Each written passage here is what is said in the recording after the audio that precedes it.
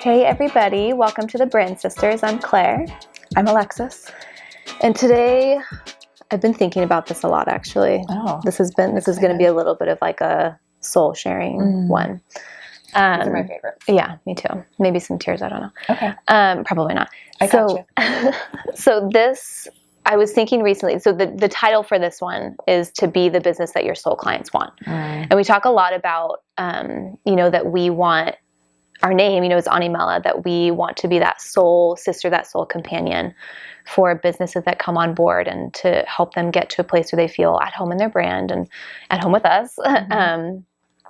And I had, a little bit of a moment recently, which I'll share in just a second, but just kind of remembering who I am and like remembering who I am as a business and kind of going back to my roots and remembering, how do I want, what's my original why, and who do I actually want to attract? We talk a lot, these days about how we attract what we give out. Right.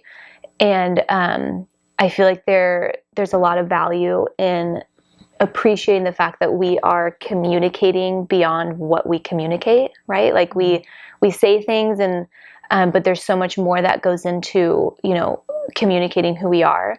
And whether we think so or not, we are attracting a certain kind of people to us, right? Like based on, our content and how we, behave and, on stories. And I guess I am focusing a little bit more on social media because this kind of popped up because of that. So I was thinking about how recently it's become very apparent that there are a lot of trends, right, in social media. And there's a lot of like keeping up, right? Like a lot of like keeping up with other people and, doing all these like TikToks and reels and all that like we're seeing other people do. And we feel like we have to stay relevant, right?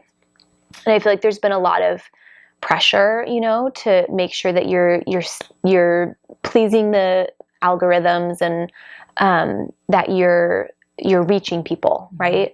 And I feel like it's produced kind of like this cloudiness a little bit that I've noticed with a lot of other businesses, especially on social media, because that's where you see other businesses daily, right?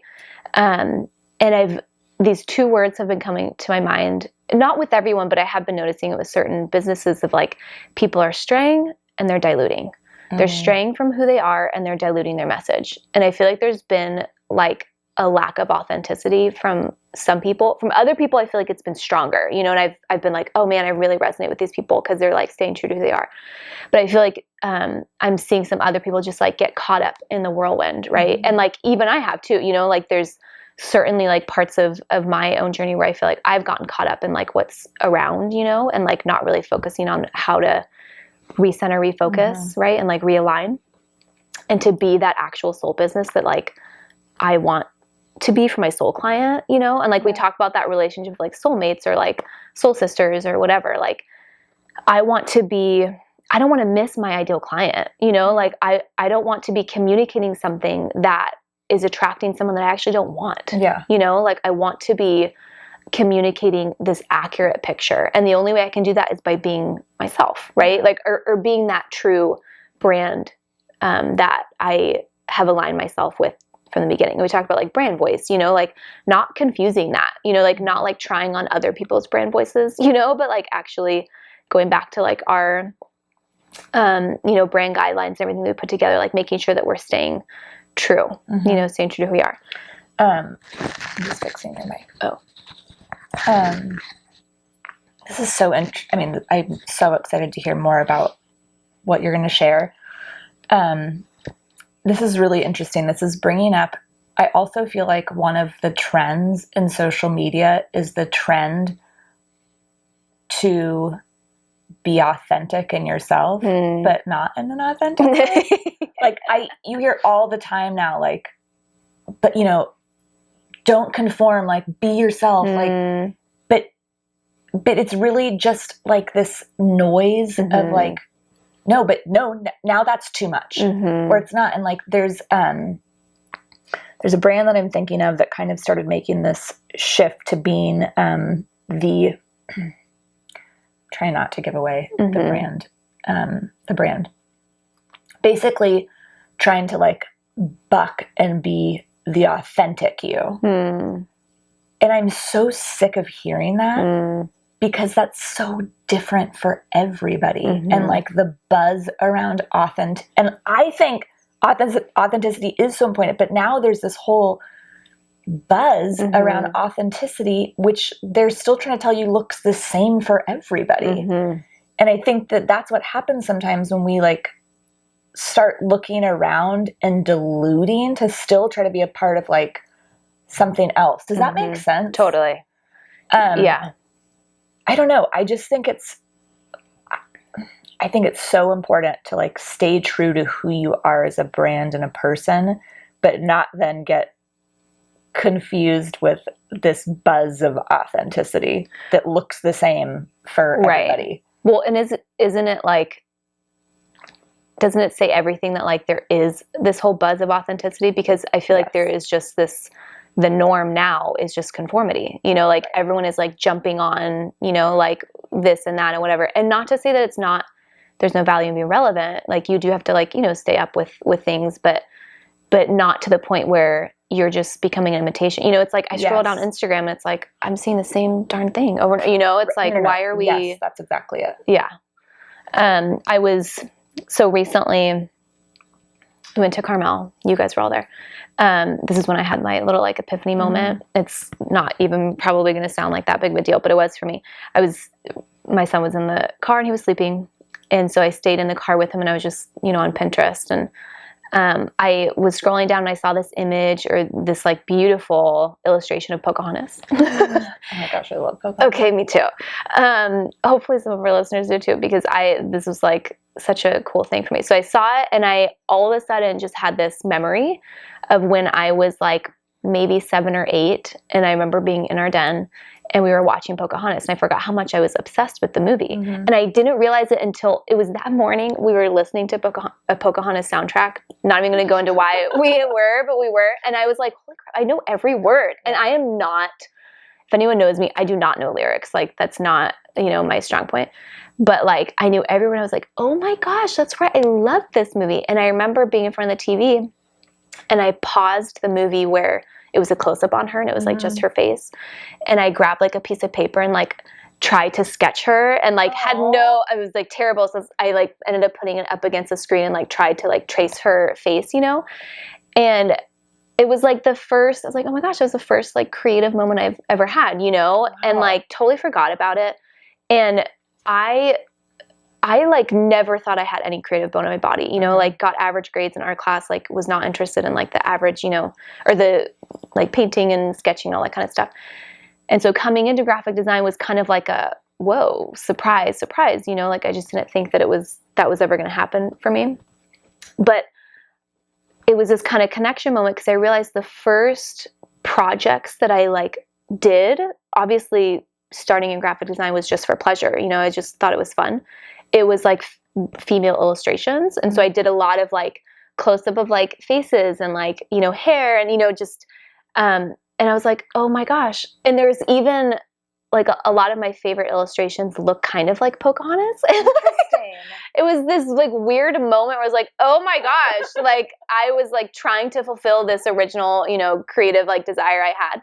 But it was this like coming home moment for me design wise, where I was like, you know, it allowed me to go back to my roots, to remember like, why did I do that? You know, like what was, because that's why I got into graphic design, because I just thought these like images were so pretty and I wanted to like, you know, bring to life these like beautiful, you know, illustrations of women and females. And to me, I realized like it was because I was searching for something, you know, like I saw something in Pocahontas. This like sounds so trivial thing about Pocahontas being like the center of my epiphany moment. But in Pocahontas, I saw this like timelessness. Like she was so like strong, you know, and like subtle and peaceful, you know, like there was so much about her that like I looked up to and like wanted to embody.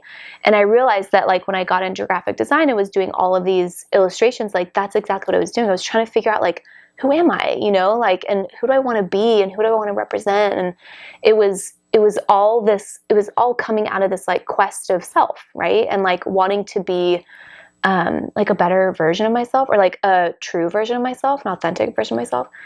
And so, you know, this whole like moment or whatever was like a rooting moment, you know, like remembering my why, remembering why I got into this to begin with.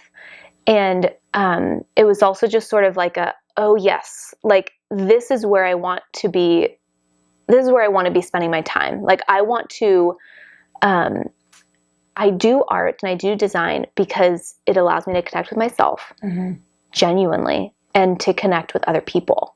And like being able, like when I finish a design project for a client and present it to them, like when they get that moment, like, oh my gosh, you got me, you know, like that's why I do it. You know, it's not because I want to create like trendy designs, you know, although I did fall into that, you know, phase or whatever a while ago, but like it really is because I wanted to, you know, have a genuine and authentic connection with, you know, humanity, you know, with like the people that I'm engaging with for the time that I have here, you know, and like offering something to them that allows for them to engage with themselves in a more authentic and deep way. So there was just this kind of like huge moment that I had, you know, and so I wanted to, in the blog post that people can, you know, read and find on our website, there is sort of like an exhortation for people, you know, to go back to their roots and like rediscover, you know, like why they're doing what they're doing, because it's really easy to get caught up in all the noise, right?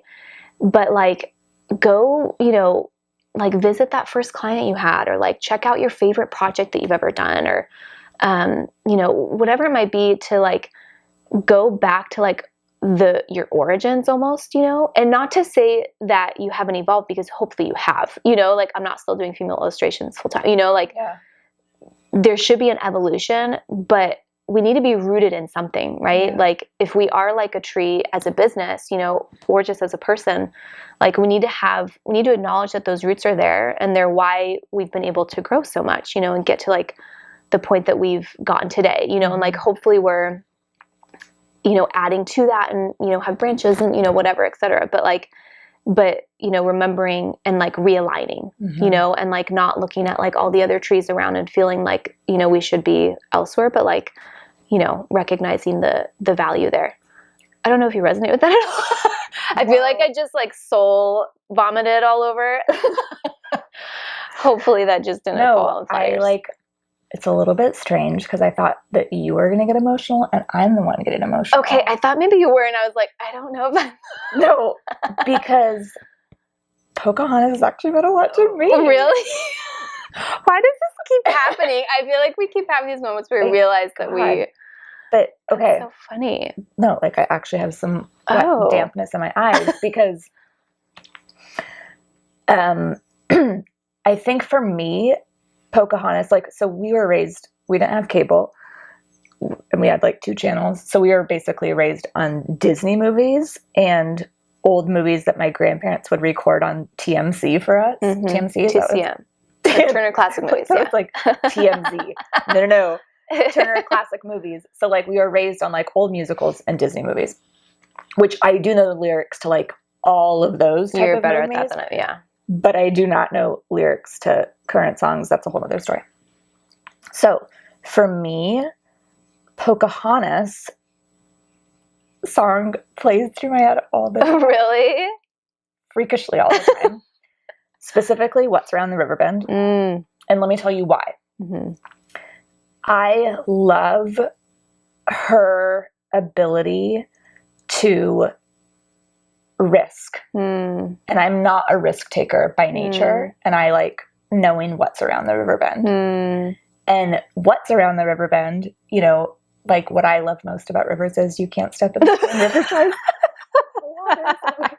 The always flowing. Yeah. And people, I guess, can't. Okay, I digress. But like, no, but seriously, and you and I just talked about this yesterday on the phone, is a huge part of my life, specifically in like when in my late 30s to now early 40s, was being okay being uncomfortable. Like I have practiced discomfort, and I practiced stepping into waters without needing to know where I'm going or what's going to happen, and to like trust the process and to engage in risk, not like risky behavior, but like, and not like risky situations. That's not the kind of risk I'm talking about. But like being vulnerable and like stripped down and uncomfortable. And when I think about authenticity, that's what I mean by authenticity. Yeah. It's not the like, here's what I'm always like, knowing, like calculated authenticity. It's truly vulnerability, which is for me like taking off the cloak of like what you need to put on during the day to be who you are and do what you need to do. And that's not bad. I'm not talking about a facade. I'm talking about just what you need to wear figuratively through the day. And for me, true authenticity is uncloaking and being okay with just you, not caring how you might be perceived, being okay, being uncomfortably real and vulnerable. And so Pocahontas, like I really feel, I'm not even joking you, that song, and then like Colors of the Wind and like the grandmother tree. Oh, I know. When you were talking about being rooted, that's what I was like, oh my gosh. And like how she reminds her of like who she is, and that she doesn't need to make this choice to like follow the standard or follow the norm of her parents' expectations. This is like very in depth, right? Her parents' expectations, her tribe's expectations, so cultural expectations, parental expectations, or let's label that authority expectations, right? And also like also societal expectations and cultural expectations of like getting married and like having what a tradition was. Like she followed her heart, and even though she did love John Smith, like her heart was to, like she almost did stay in an unknown. Like it's not that, and we're talking about the movie version. I don't want to necessarily reference the like real Pocahontas character because it's a skewed. Yeah. But I digress there. But like that, you know, like she was okay not knowing and choosing a safe path. She allowed herself to just follow her heart, which in the moment was to not know the outcome, but like having peace in the unknown. Wow. I feel like we could probably go, there's so many moments in that movie that were just like so powerful. It really is like, we need to go watch Pocahontas. I know. It's been a while. Wow. The Colors of the Wind song like gets me every time. Emotional. I know. It's powerful. Yeah. Gosh, I love her. Yeah.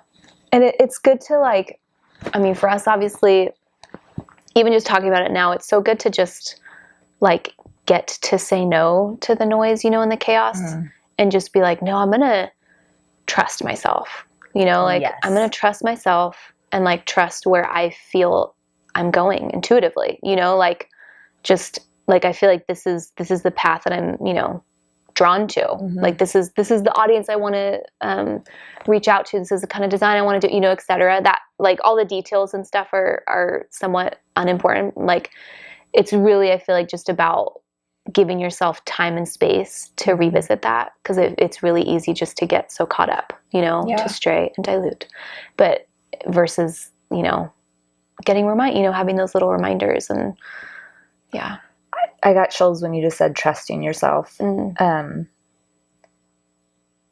you know, I don't want to water down the importance of, you know, like we're still talking about business and marketing and stuff. Yeah. But like you can have both. That's the point. And like following a standard or a template or a checklist or like a doing X, Y, Z and doing it this way isn't going to get you the success if you're losing your soul along the way. And you're losing your intuition, like you talked about. Like you get both. It's your brand. It's your business. Like you can have that all. Right. And even just something as simple as like a while ago is around this time, I was like really struggling with social media and especially Instagram. You know, we've talked about that. Like I just didn't know how I wanted to show up, you know, and like reels were becoming such a big thing. And I was like, I don't want to do the, that stuff is just not. But then like, once I had this realization, the social media portion just like poured out, I had like a whole month's worth of content and like lots of reels, like I can see there's just like beauty in like seeing what's popular and what's like trendy, whatever. And then like translating that, so that you're not being, I'm not necessarily supporting the whole, like, be a rebel, like rebel against everything, because that's not. Wait, that's exactly what I was trying to say before when I was talking about the trend. That's yes. Like, right. Yeah. Like, yeah. Yes. Yeah. It's not about that. It's about like being part. Right. Yeah. Like participating and being part of the community, like not being like, no, I'm too good for the community. Like, no, you're here, like you are part of this community, but like, how can you show up in a way that's like authentic? What's a better word for authentic? That's me, like you said, intuitive. Yeah. Right. And I know that's not the same as authentic, but I think that's what we mean in this way. Maybe. Like intuitively connecting in a way that's right for you, but also with that purpose of connecting. Totally. And for me, it's like vulnerability and intuition. Yeah, absolutely. I love that. I do too. That was nice. That was really nice. Well, you can find out more. There's a couple more stories that I shared in the blog post. You can kind of, take a look through, be reminded, have that sort of encouragement to go back to your roots.